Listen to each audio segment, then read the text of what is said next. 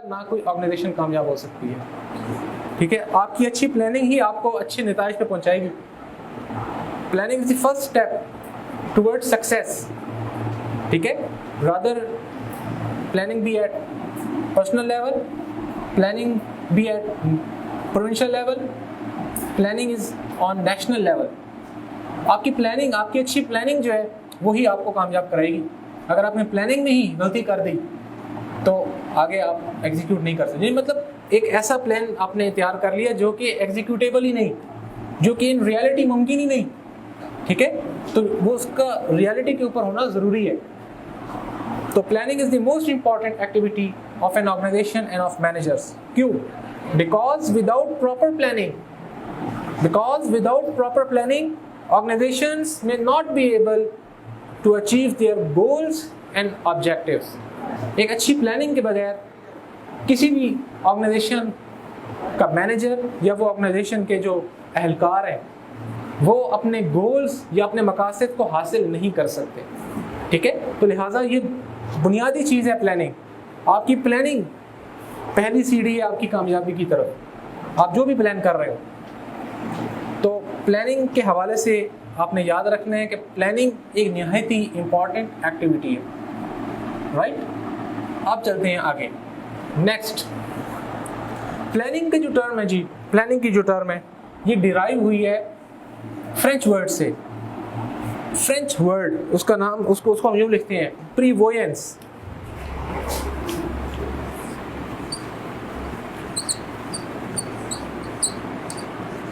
ये French word है प्रीवोयंस।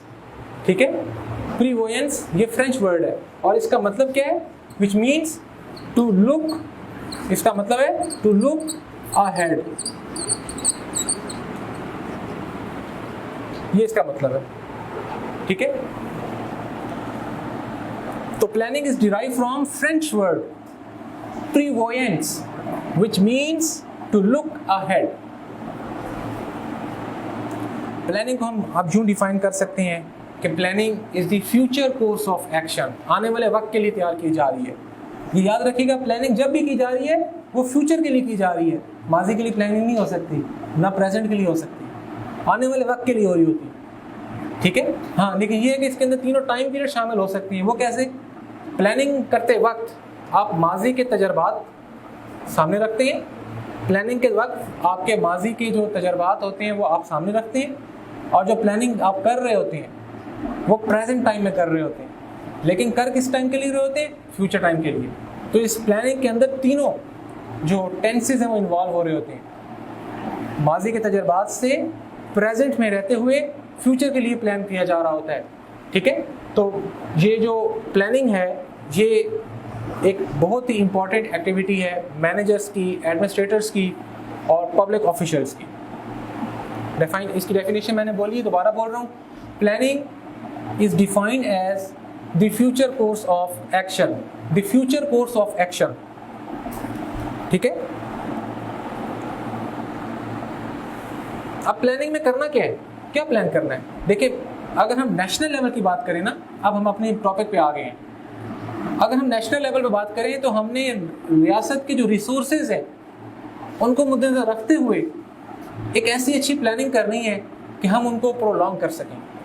ठीक है, हमने अपने रियासत के रिसोर्सेज को जो है वो ऐसे मैनेज करना है कि अच्छे तरीके के साथ हम उन रिसोर्सेज को एक प्रोलॉन्ग टाइम के अंदर यूज़ कर सकें, अगर अच्छी प्लानिंग होगी। ठीक है, अब हमने अपनी आबादी को भी देखना है, पॉपुलेशन को भी देखना है, साथ में हमने अपने रिसोर्सेज भी देखना है, नंबर ऑफ माउथ्स और हमारे पास जो मिकदार है, the quantity of resources available. ठीक है, तो ये दोनों चीज़ों को हमने रख के चीज़ों को मैनेज करना है। और प्लानिंग जो है वो कभी भी याद रखिए, जो आप कर रहे होते हैं वो 100% एक्यूरेसी पे नहीं होती। आप फोरकास्टिंग करते हैं, जब भी आप प्लानिंग करते हैं आप पेशेंट गोइयां करते हैं, ऐसा ऐसा हो सकता है, लेकिन ये नहीं आप कह सकते कि ऐसा ही होगा, जैसे हमने प्लान बनाया ये 100% ठीक हो जाएगा, ऐसा ही चलेगा। ये नहीं है। फ्यूचर बहुत ही अनसर्टेन होता है क्योंकि किसी ने देखा नहीं हुआ। ठीक है, तो जब आप फ्यूचर के लिए प्लानिंग करते हैं तो उसमें आपको प्लानिंग के लिए 2 या 3 प्लान्स जो हैं वो तरतीब देने पड़ते हैं। Plan A, plan B, plan C. ठीक है, हर प्लान के हवाले से कि अगर प्लान ए एग्जीक्यूट नहीं होगा तो आप प्लान बी लगा लेंगे। ठीक है, तो आप चलते हैं आगे। प्लानिंग तो होगी क्लियर, ठीक है। इसकी स्टेजेस जो होती हैं, सबसे पहले इसमें क्या करते हैं प्लानिंग में, सबसे पहले आप जो है वो प्लान के लिए आप सबसे पहले क्या करते हैं, आप सबसे पहले प्रॉब्लम को रिकॉग्नाइज करते हैं। सबसे पहले आप प्रॉब्लम जो है वो रिकॉग्नाइज करते हैं। ये प्लानिंग प्रोसेस बता रहा हूँ मैं आपको। प्लानिंग, अगर आपने कभी कोई प्लान करना हो किसी टॉपिक के हवाले से तो कैसे करते हैं? सबसे पहले क्या होता है, नंबर 1 आप recognize the need for planning. Number 1 क्या करते हैं, आप ये सोचते हैं कि प्लान करने की जरूरत क्यों पेश आई है। ठीक है, आपका मकसद क्या है, प्लान क्यों करना है। नंबर 2 डिटर्मिनिंग द ऑब्जेक्टिव्स, आप प्लानिंग के जरिए से कौन से मकासद हासिल करना चाहते हैं। नंबर 2 है ये। नंबर 3 फोरकास्टिंग द फ्यूचर, अब आप वो क्वेश्चन गोइयां कर रहे होते हैं इस स्टेज पे। ऑब्जेक्टिव्स रखने के बाद अब आप कास्टिंग करते हो कि आने वाले वक्त में ये चैलेंज दरकार हो सकता है, आने वाले वक्त में ये चैलेंज आ सकता है। आप ये नहीं कह रहे कि आएगा, आ सकता है। ठीक है, ये जो चीज़ है ना प्लानिंग फोरकास्टिंग, ये यहाँ पे आके अनसर्टेनिटी आती है। और ये चीज़ जो होती है यहाँ पे, अगर पेशेंट गोई आप टेंटेटिवली सही कर जाओ तो आपकी प्लानिंग अच्छी प्लानिंग होती है। ठीक है, फिर इसके बाद आप अपनी प्रायोरिटीज को सेट करते हैं। सेटिंग द प्रायोरिटीज, आपकी तरजीहात क्या है, प्लानिंग के दौरान आप क्या चाहते हैं, कौन सी तरजीहात हैं आपकी। फिर इसके बाद है डेवलपिंग एक्शन प्लान। ठीक है, डेवलपिंग एक्शन प्लान, अब आपने 2-3 प्लान रख लिए। आप कहते हैं पहला हम प्लान ए रखते हैं, अगर ये नाकाम होता है किसी स्टेज पर जाके फिर हम प्लान बी पे जाएंगे। ठीक है, फिर इसके बाद है इम्प्लीमेंटिंग, आप उसको अडॉप्ट करते हैं, उसके बाद इम्प्लीमेंट कर देते हैं। फिर वक्त के साथ साथ उसको इवेल्युएट किया जा रहा होता है, इम्प्लीमेंटिंग, फिर उसके बाद इवेल्युएटिंग, और फाइनली आप क्या करते हैं, इवेल्युएट करने के बाद अगर उसमें कोई चेंज चाहिए हो तो आप उसको रिवाइज कर देते हो प्लान को। प्लान रिवाइज हो जाता है, यानी कि उसमें आपको कहीं कमी पेशी नजर आई, आप उसको इम्प्रूव कर देते हो, वो कमी उसमें डाल के उसकी कमी पूरी कर देते हो। राइट, ये प्लानिंग प्रोसेस है। 2-3 पिक्चर्स थी आपको मैंने दिखानी थी समझाने के लिए, लेकिन प्रोजेक्टर नहीं चल रहा। बहरहाल आप चलते हैं प्लानिंग के बाद एक स्टेप आगे। ये स्ट्रेटेजिक प्लानिंग क्या होती है? Strategic planning exactly long term goals को अचीव करने के लिए जो हम प्लान करते हैं that is known as strategic planning. ये आपने याद रखना है। प्लानिंग सिंपल थी, लेकिन ऑर्गेनाइजेशन के लॉन्ग टर्म गोल्स को हासिल करने के लिए हम जो प्लानिंग करते हैं that is known as strategic planning. ठीक है, जिसके अंदर हम यूं कह सकते हैं कि what an organization is, who it serves, what it does. ये जितने सवाल हैं ये सारे स्ट्रेटेजिक प्लानिंग में आएंगे। ठीक है, तो स्ट्रेटेजिक प्लानिंग जो है ये हर ऑर्गेनाइजेशन के लिए जो है वो निहायत ही इंपॉर्टेंट चीज़ है। अच्छा, अब बात करते हैं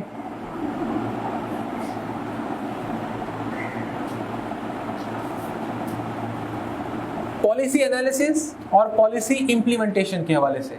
policy analysis and policy implementation, ये दो बड़े इंपॉर्टेंट हैं पब्लिक एडमिनिस्ट्रेशन के अंदर, खासतौर पे प्लानिंग के हवाले से कॉन्सेप्ट्स। पॉलिसी एनालिसिस क्या है? देखिए, आपने कोई पॉलिसी, अब ये मुमकिन है कि ये हो सकता है कि पहले से मौजूद कोई पॉलिसी हो, आप उसको एनालाइज करें कि वो पॉलिसी किस हद तक कामयाब है। पॉलिसी एनालिसिस हो रहा है और उसको उसके अंदर किस हद तक ज़रूरत है कि उसको इम्प्रूव किया जा सके।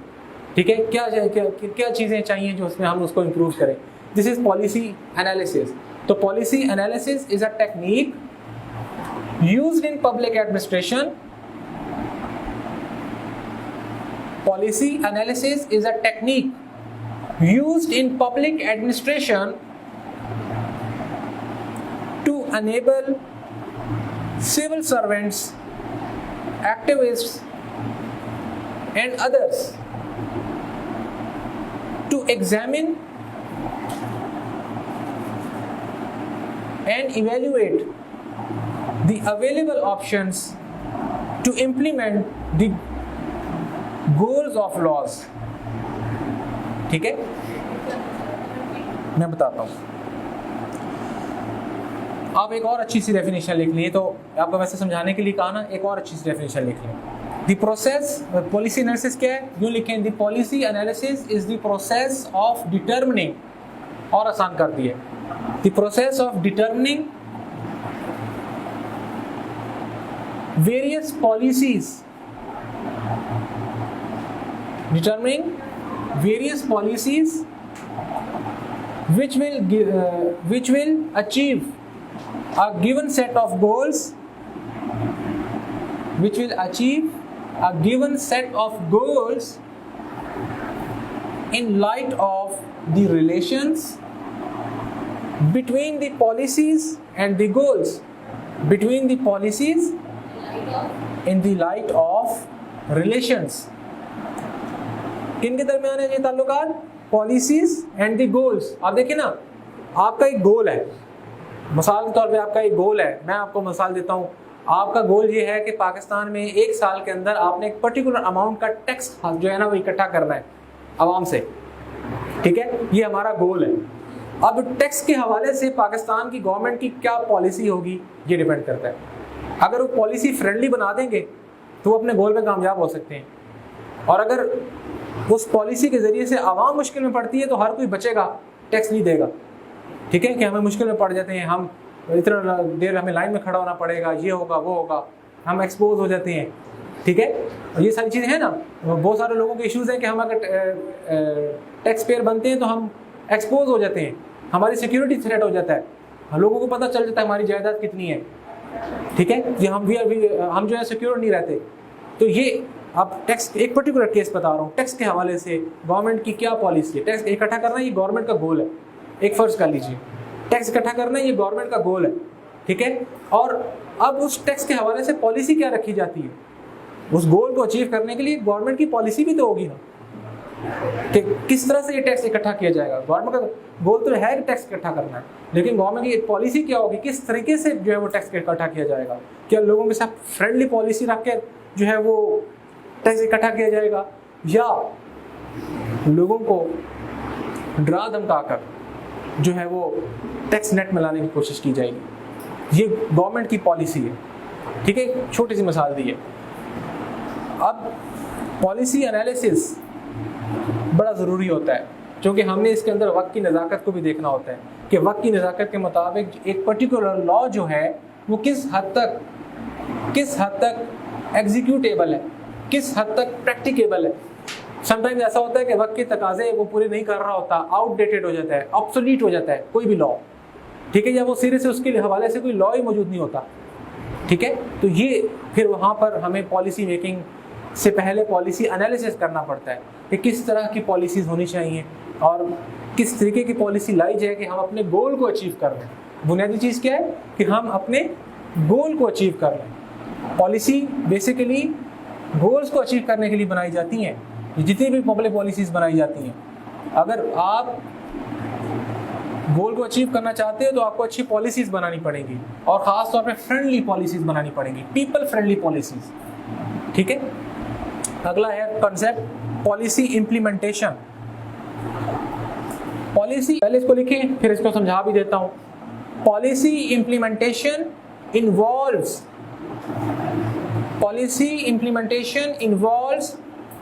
translating the goals and objectives of a policy into action। वो जो पॉलिसी आपने बनाई ना, एक पर्टिकुलर गोल को अचीव करने के लिए आपने एक पॉलिसी बनाई, जब आप उसको एग्जीक्यूट करते हो, जब उसको आप एक्शन में लाते हो, तो वो पॉलिसी इम्प्लीमेंटेशन है कि वो पॉलिसी बन गई, अब उसको इम्प्लीमेंट किया जा रहा है, ठीक है। Policy implementation involves translating the goals and objectives of a policy into an action.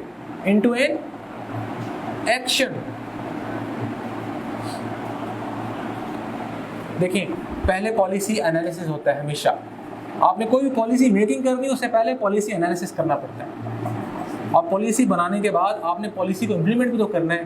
That is known as policy implementation, ठीक है। कि वो जो आपने गोल हासिल करने के लिए या अपने ऑब्जेक्टिव्स हासिल करने के लिए जो पॉलिसी तैयार की है, जब कभी आकर आप उसको एग्जीक्यूट करोगे, ठीक है, आप यू ब्रॉट इनटू एक्शन, तो वहां पे क्या होगा, वो पॉलिसी इम्प्लीमेंटेशन कहलाएगा, ठीक है। Policy implementation. अब बड़ी इंपॉर्टेंट चीज आ रही है, that is planning machinery in Pakistan. आज पाकिस्तान के हवाले से हम प्लानिंग मशीनरी की बात करेंगे ये निहायत ही इंपॉर्टेंट टॉपिक है।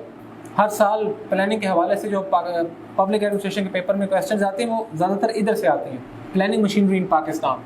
ठीक है, प्लानिंग मशीनरी से मुराद है कि वो अदारे, पहले ये समझ लें प्लानिंग मशीनरी से क्या मुराद है। यहाँ पे इसका मतलब ये नहीं कि मशीनें आगे खड़ी हो जाएंगी। प्लानिंग मशीनरी पाकिस्तान से मुराद है कि प्लानिंग के दौरान कौन कौन से अदारे प्लानिंग का हिस्सा बनते हैं। ठीक है, कौन कौन से अदारे जिनका अहम रोल जो है वो प्लानिंग के अंदर पाकिस्तान में जो है वो बड़ा अहम होता है। नंबर 1, 1948 में, पहले मैं आपको ये बता थोड़ा सा आपको ब्रीफली 1-2 मिनट आपको मैं इसका पहले सेटअप बता दूं, फिर हम आगे चलते हैं प्लानिंग कमीशन पे। जब पाकिस्तान बना तो इब्तिदा में 1948 के अंदर डेवलपमेंट बोर्ड कायम किया गया। ठीक है, जो कि सारी ये पाकिस्तान के अंदर जो प्लानिंग थी ये किया करता था। फिर इसके बाद कुछ अरसे बाद इस डेवलपमेंट बोर्ड को थोड़ा सा अपग्रेड करके प्लानिंग एडवाइजरी बोर्ड का नाम दे दिया गया। प्लानिंग एडवाइजरी बोर्ड का नाम दे दिया गया। और फाइनली 1958 में प्लानिंग बोर्ड से इसको कन्वर्ट करके इसका नाम रख दिया गया प्लानिंग कमीशन। ठीक है, अयूब खान ने बनाया था ये 1958 में। और ये जो प्लानिंग कमीशन है, आज प्लानिंग कमीशन जो है वो पाकिस्तान के हवाले से जो प्लानिंग्स होती हैं उसमें बड़ा ही एक वाइटल रोल, एसेंशियल रोल अपना किरदार अदा कर रहा होता है। ठीक है, अब हमने इस प्लानिंग मशीनरी को थोड़ा सा डिस्कस करना है, कौन कौन से अदारे आ रहे हैं और उन अदारों के सरबराहान क्या कौन कौन से हैं, क्या फंक्शंस हैं उनके। ठीक है, और फिर इसी तरह से प्लानिंग कमीशन का अपना क्या फंक्शन है। चले, अब हमने ये देखना है, ये ओवरव्यू क्लियर हुआ ना। प्लानिंग कमीशन जो है वो ना पाकिस्तान में 1958 में जो है वो बनाया गया था। ठीक है, पहले डेवलपमेंट बोर्ड था, फिर प्लानिंग एडवाइजरी बोर्ड गया, फिर प्लानिंग बोर्ड हुआ और फाइनली वो प्लानिंग बोर्ड जो है वो प्लानिंग कमीशन में कन्वर्ट हो गया 1958 के अंदर। प्लानिंग कमीशन की अगर मैं बात करूं, प्लानिंग कमीशन की, तो it is the highest organ, it is the highest planning authority of the Pakistan. ठीक है, ये सबसे हाईएस्ट लेवल के ऊपर प्लानिंग का जो इंस्टीट्यूशन है वो है। इससे ऊपर कोई पाकिस्तान में अथॉरिटी नहीं जो प्लानिंग करती हो, सबसे हाईएस्ट लेवल की ये प्लानिंग हो रही है। It is the highest planning authority in the country. इसका जो चेयरमैन होता है प्लानिंग कमीशन का वो वजीर आजम होते हैं। Prime minister is the chairman of the planning commission. ठीक है, अब क्या फंक्शंस हैं प्लानिंग कमीशन के? फंक्शंस क्या क्या हैं? Number 1, to prepare the annual development programs. Number 1, to prepare the annual development programs. Number 2, to make assessment from time to time of human and national resources.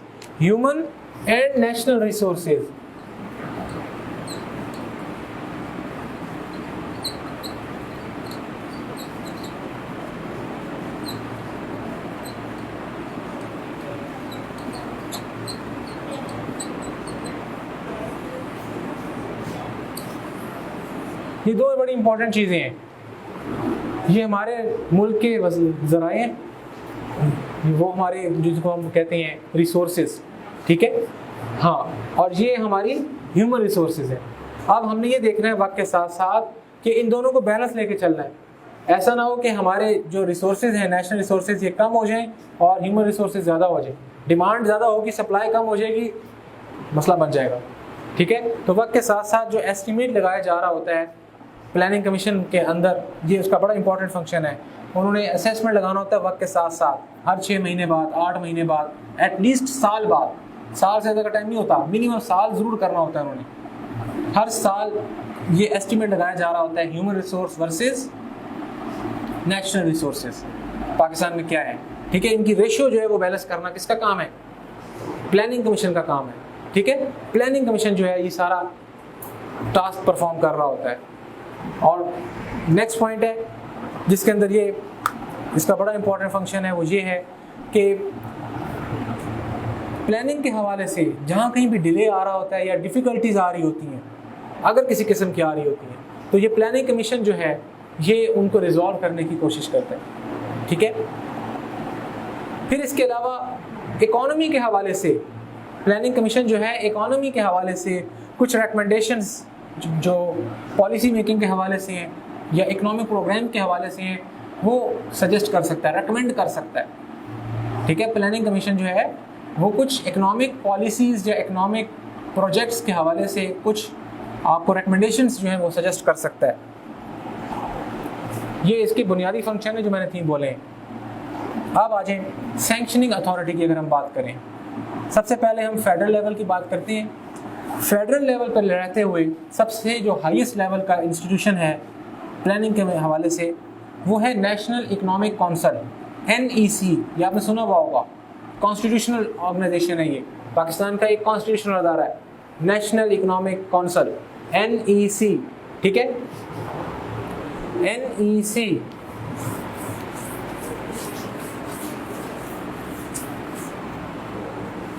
ये federal level पे पहले हम बात कर रहे हैं, ये आपने याद रखना है जी। सैंक्शन क्या होता है कि कौन कौन जो है वो पैसा असाइन कर सकता है, एलोकेट कर सकता है। हर के पास अथॉरिटी नहीं है कि वो पैसा एलोकेट कर सके। ठीक है, तो फेडरल लेवल के ऊपर सबसे पहले आता है नेशनल इकोनॉमिक काउंसिल। ठीक है, नंबर 2 आता है executive committee of national economic council. ये आपने याद रखना है। ठीक है, ये सबसे हाईएस्ट लेवल है वफाकी सतह के ऊपर। फिर सेकंड हाईएस्ट अथॉरिटी है फेडरल लेवल के ऊपर रहते हुए वो है executive committee of national economic council. मैं थोड़ी सी डिटेल्स आगे चल के बताता हूँ, पहले इसको अंडरस्टैंड कर लें। और फाइनली एक होता है सेंट्रल डेवलपमेंट वर्किंग पार्टी। ये लिख लीजिएगा, मैंने एब्रीविएशन लिखी है, इसका आपने लिखना है national economic council, executive committee of national economic council, और ये है central development working party, central development working party. ठीक है, ये 3 सैंक्शनिंग अथॉरिटीज हैं फेडरल लेवल के ऊपर, ये अपने अभी तक याद रखना है। ठीक है, अब हम बात करते हैं एक एक करके। सबसे पहले हम बात कर रहे हैं नेशनल इकोनॉमिक काउंसिल की।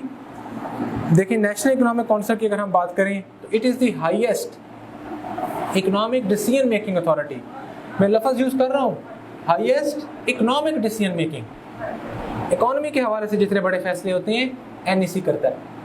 It is the highest economic decision making authority across the country. और इसका जो चेयरमैन है वो वज़ीर आज़म होता है। इसकी जो सदारत करता है वो वज़ीर आज़म करता है। Prime minister is the chairman of NEC। Functions of NEC। अब क्या काम है नेशनल इकोनॉमिक काउंसिल के? Number 1, to review the overall economic conditions of the country. ये पहला इसका सबसे इंपॉर्टेंट है कि हमारे मुल्क की जो माशी सूरत हाल है उसका जायजा लेना है। To review the overall economic conditions of the country. Number 2, to ensure regional disparities. आपने किसी सूबों के दरमियान इकोनॉमिकली डिस्क्रिमिनेशन नहीं करना। ठीक है, आपने सबको एक साथ लेके चलना है। नंबर 3 सबसे इंपॉर्टेंट है, to formulate plan in respect of socio economic plans. To formulate plans in respect of socio economic policies.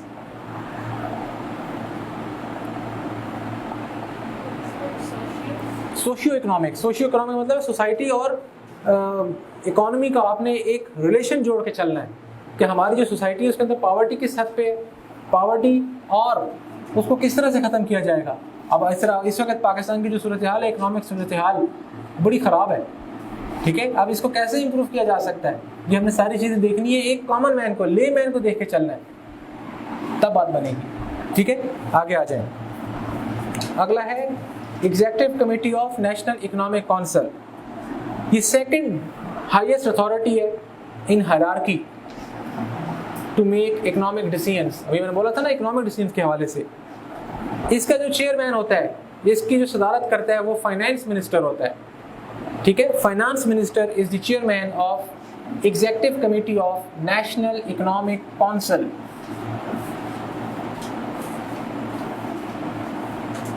अच्छा, इसका जो बुनियादी तौर पे फंक्शन होता है, primary function, its primary function is to carry out the decisions, its primary function is to carry out the decisions taken by NEC, ठीक है। और इसके पास जो सैंक्शनिंग अथॉरिटी है वो है 50 मिलियन से ऊपर। अगर प्रोजेक्ट की कॉस्ट 50 मिलियन से ऊपर जा रही है तो वो इसकी अथॉरिटी है, EC/NEC की, ठीक है। इसके बाद नेक्स्ट है सेंट्रल डेवलपमेंट वर्किंग पार्टी। और सेंट्रल डेवलपमेंट वर्किंग पार्टी की जो सरबराही है, जो सदारत है, वो करता है secretary planning and development division. Secretary होता है एक ब्यूरोक्रेट होता है, अमूमन ब्यूरोक्रेट होता है, secretary planning and development division, ठीक है। और ये जो प्लान्स होते हैं ओवर 10 मिलियन तक, 10 मिलियन तक जो है ये अप्रूव कर सकता है, इसकी अथॉरिटी इतनी है, ठीक है।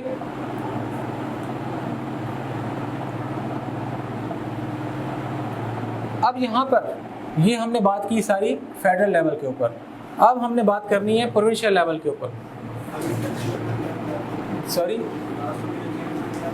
इसकी जो सदारत करता है वो secretary planning and development division, secretary planning and development division.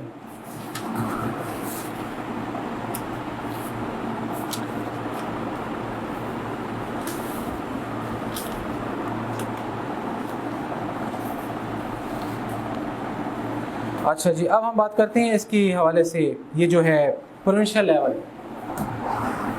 Provincial level के ऊपर सबसे पहले जो आता है सैंक्शनिंग अथॉरिटी वो है प्रोविंशियल डेवलपमेंट वर्किंग पार्टी। ये सेंट्रल था ना, तो प्रोविंशियल लेवल के ऊपर सबसे पहले आएगा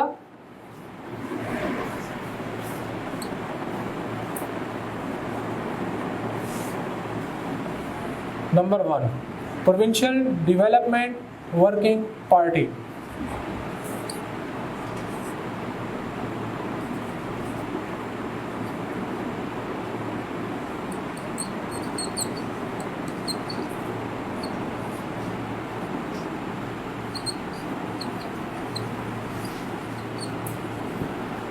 ये 3 लेवल्स हैं प्रोविंशियल लेवल के ऊपर, ठीक है।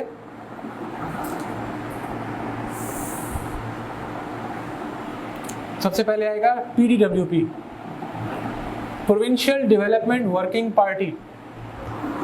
अब ये सिर्फ प्रोविंशियल लेवल तक रहेगा, इससे ऊपर नहीं जा सकता। इसकी जो जुरिस्डिक्शन है, दायरा समाअत है, उसकी लिमिटेड है किसी पर्टिकुलर सूबे तक, ठीक है। फिर इसके बाद ये जो सूबाई सतह के ऊपर प्लानिंग हो रही है वो PDWP कर रहा होता है, इकोनॉमिक प्लान जितने भी हो रहे हैं, ठीक है, जितनी भी इकोनॉमिक डिसीजंस ली जा रही है। फिर उससे नीचे आती है डिपार्टमेंटल लेवल पर, कि आप डिपार्टमेंटल वाइज चल रहे होते हैं। और उसके बाद आती है बात डिस्ट्रिक्ट लेवल के ऊपर, ठीक है, हाँ, जिलाई सतह के ऊपर बात आ रही होती है। फिर इसके बाद ये 3 सैंक्शनिंग अथॉरिटीज़ फेडरल लेवल की अलग हैं और प्रोविंशियल लेवल की अलग हैं। जी, आपने इसको अच्छी तरह से तैयार कर लेना, सारी चीज़ें बुक में दी हुई हैं, ये तमाम चीज़ें बुक में मौजूद हैं। और वहाँ पे एक टेबल बड़ा अच्छा दिया हुआ होगा, वैसे तो मैंने स्लाइड में बनाया था लेकिन अनफॉर्चुनेटली स्लाइड नहीं चली, तो बुक में भी मौजूद है। अगर आपके पास बुक्स अभी हैं आप खोल के देख लें। इसको रोशन रोक दें, अभी इसको थोड़ी देर रोक दें। थोड़ा सा मैं पहले कंसेप्ट बता दूं। पर्सनल मैनेजमेंट जो है वो एक ट्रेडिशनल कंसेप्ट है, ट्रेडिशनल कंसेप्ट। जो ह्यूमन रिसोर्स मैनेजमेंट है ये आज का मॉडर्न कंसेप्ट है, ठीक है।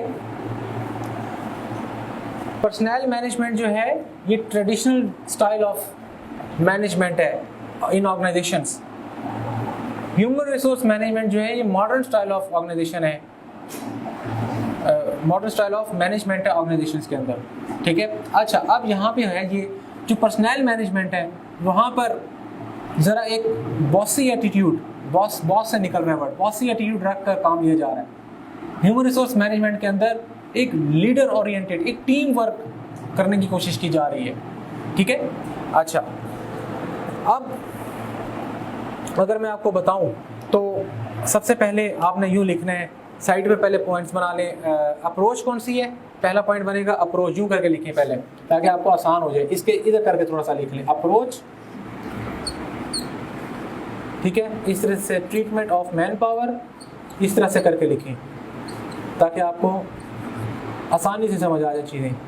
ये इसके इधर करके लिखना है, फिर आपको इधर का पॉइंट और इधर का पॉइंट ऐसे लिखना है, ठीक है। देखिएगा मैं आपको बोलता हूँ, मसलन आगे भी लिख लेते हैं, चलें। टाइप ऑफ फंक्शन, किस टाइप के फंक्शंस करने पड़ते हैं, टाइप ऑफ फंक्शन। मार्कर और नहीं है,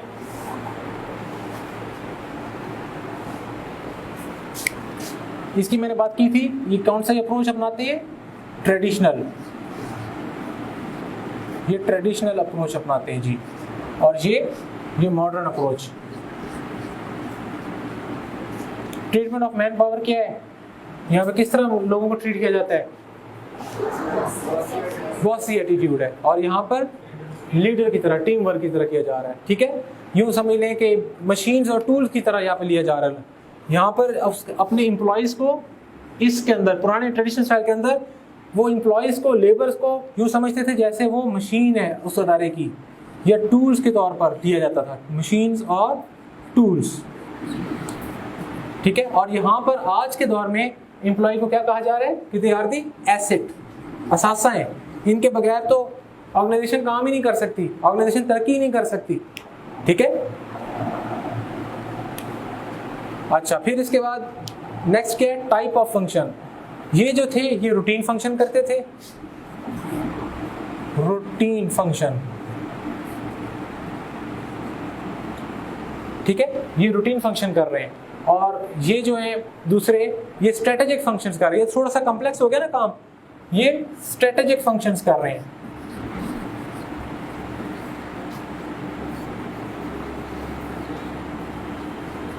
ये स्ट्रेटेजिक फंक्शंस कर रहे हैं, ठीक है। फिर इसके बाद देखें बेसिस ऑफ पे कौन सी है, बेसिस ऑफ पे, किस बुनियाद पे पे मिल रही है, बेसिस ऑफ पे किस बुनियाद पे मिल रही है, जो पर्सनल मैनेजमेंट है उसको मिल रही है जॉब एवेल्यूएशन की बुनियाद पर, ठीक है, जॉब एवेल्यूएशन की बुनियाद पे, जॉब एवेल्यूएशन कि जो जो उससे काम कहा गया था। देखिए ना, माजी में क्या होता था, मैं पीछे पढ़ के आए थीरीज के अंदर, जो जो उससे काम कहा जाता था उसे वो करना पड़ता था, ठीक है। और यहाँ पे क्या है, यहाँ पे उससे पहले बता दिया गया है, यहाँ पे उससे पहले बता दिया गया है कि कौन कौन से उसके टास्क हैं। तो यहाँ पे जॉब एवेल्यूएशन नहीं है, यहाँ पे परफॉर्मेंस एवेल्यूएशन है कि जो टास्क एक पर्टिकुलर ऑफिसर को, एक पर्टिकुलर एम्प्लॉय को दिया गया है, वो किस हद तक उसको परफॉर्म करने में जो है वो कामयाब हुआ है। Performance evaluation,